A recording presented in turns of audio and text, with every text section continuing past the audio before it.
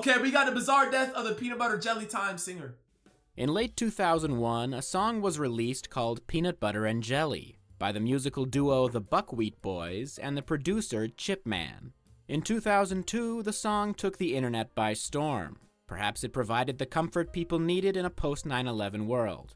The song's popularity came from a viral video of a flash-animated banana dancing to it. And I sincerely apologize if you've spent the last 22 years trying to get that song out of your head. But you Bro, that shit was calm. I love probably that. don't know that it was actually a nuanced political commentary on the military-industrial complex, with the peanut butter symbolizing the US government and the jelly being Lockheed Martin. Cap. I'm kidding. Cap. The song was pretty much Cap. meaningless. Thank you. But I'm about it to has say. maintained a strong legacy over the years, appearing on Family Guy, being Bro, no. I finally got this shit out of my head. It's back in my mind. GG's. GG's, Hamo, peanut butter jelly, peanut butter jelly, peanut butter jelly, peanut butter jelly, peanut butter jelly with a baseball bat. GG's, you're cooked. featured in several ad campaigns, and now even influencing a skin in Fortnite. Unfortunately, the peanut butter and jelly in question comes with a glass of deeply depressing milk. And that's because in late 2002, the singer of Peanut Butter and Jelly died in a police standoff. The Buckwheat Boys originally consisted of Jermaine Fuller and Marcus Bowen, with two other members later being added. Here's a picture of the two founding members, and here's a picture. Okay, call me racist, call me whatever. If you ask me what race made this song, black niggas would never, they would be my last guess. They would be my last guess. I'm not gonna lie. These would be my last guess right here. No cap. No cap. I don't know who I thought made this video, but it definitely was not a black person. I promise you, it was not a black person. Picture of Jermaine Fuller, the subject of our story. And I'm sorry that these are some of the lowest quality images you've ever laid eyes on, but I guess the song wasn't called Peanut Butter and High Definition Cameras. Our story starts on a warm August night in Las Vegas, when a man flagged down a police officer to tell him that he had just been confronted by another man wielding a gun. The gun wielder was Jermaine Fuller, who had fired a shot at the guy but missed. Based on the description of Fuller, another police officer recognized him at a bus stop and got out of his car to talk to him. But Jermaine Fuller whipped out his gun and shot the officer in the head and chest. Thankfully, the first bullet only grazed the side of the cop's head, while the other one hit him in a bulletproof vest, rendering the officer virtually unharmed. Meanwhile, another police officer pulled up to the scene only for Fuller to shoot at him as well.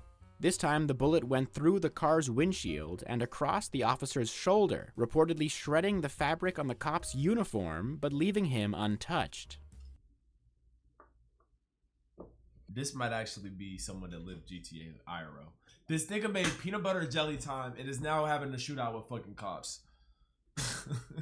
This don't sound like real life, bro. This don't seem like real life. His aim's so ass. Bro, it's a moving car, bro. He technically hasn't missed a shot yet. Technically. So, with all three people he fired at being completely fine, it's safe to say that Jermaine Fuller wasn't exactly a sharp shooter. I guess they were right when they said he was a one-hit wonder. Oh wait, I'm dumb. That don't mean it's 3 shots. This nigga's been shooting. Okay, I'm stupid. I'm dumb as fuck. Why did I think he took 3 shots and technically hit every single shot?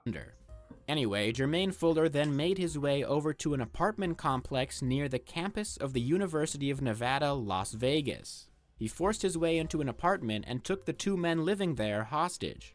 And I can only assume it was an extremely traumatizing experience for the 2 hostages, although probably not as traumatizing as attending UNLV.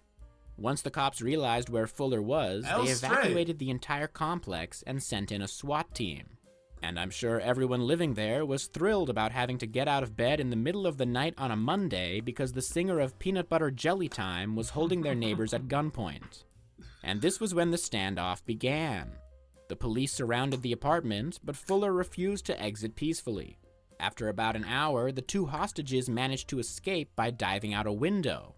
Although they were on the 1st floor, so let's not give them too much credit. Bro, this nigga sucks! How do you get hostages and lose the fucking hostages? You, deadass in a hostage scenario, You have one job, and that's keep the hostage.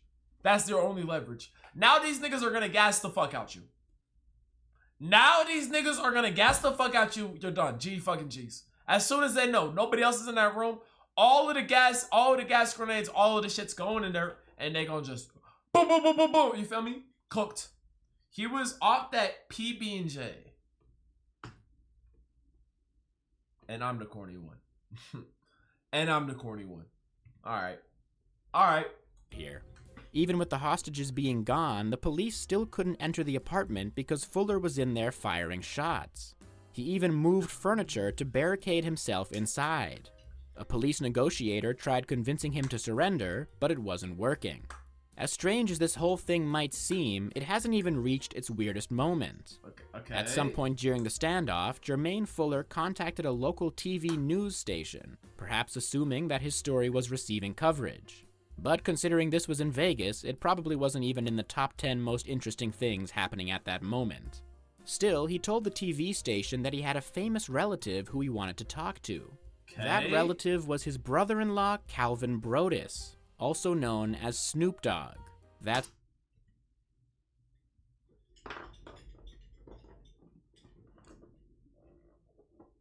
Come on, nigga, what? Nigga, what? There's no way. There's no way in hell this nigga related to Snoop Dogg. Facts. Facts, Kylo. Facts. Facts. This has got to be a fake video. This has got to be a fake video. This didn't really happen. I refuse to believe that Peanut Butter Jelly Time got lore this deep.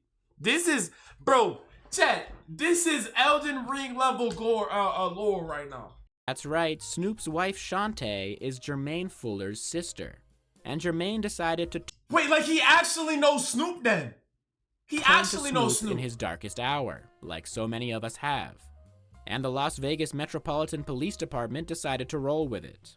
They reached out to the LAPD and requested help with this odd situation. So in the middle of the night, the LAPD sent someone to Snoop Dogg's house to ask for his assistance. And Snoop was reportedly very willing to help, presumably after he had finished frantically hiding several ounces of weed.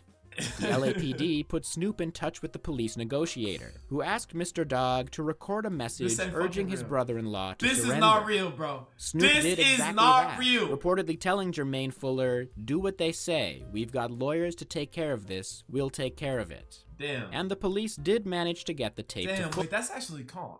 That's actually calm. If I was in a situation, I might just surrender, bro. Fuller, but unfortunately it wasn't enough to convince him to surrender.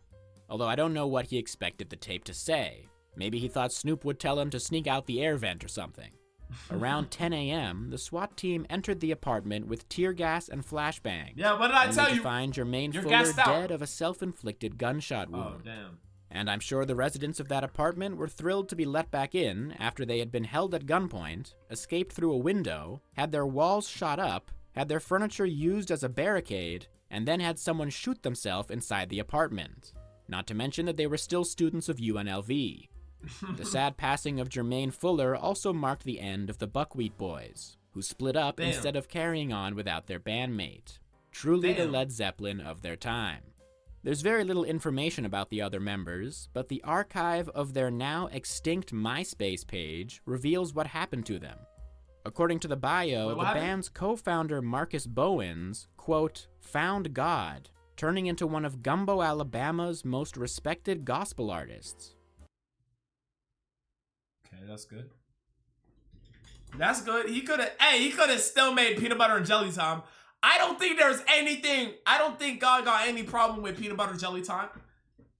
I don't think God got any problem with Peanut Butter Jelly Time. I just want it to be known. I want it to be known. As nice as that sounds, I can't find any record of Gumbo, Alabama being a real place. So maybe he found God in an alternate dimension. Dougie Williams, the drummer of the band, quote, turned his pain inward and took it out upon himself. His lust for women and drugs grew threatening to his health, and on November 14th, 2003, was admitted to a shelter for drug offenders. Oh, hell no. This has actual some good lore. This is some great lore, bro. Jeez. I guess it wasn't always peanut butter jelly time for these guys.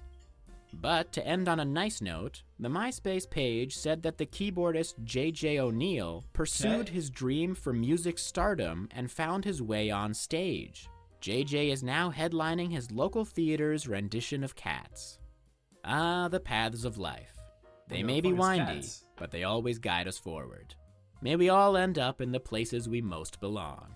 May we all one day find our local theater's rendition of Cats. Chat.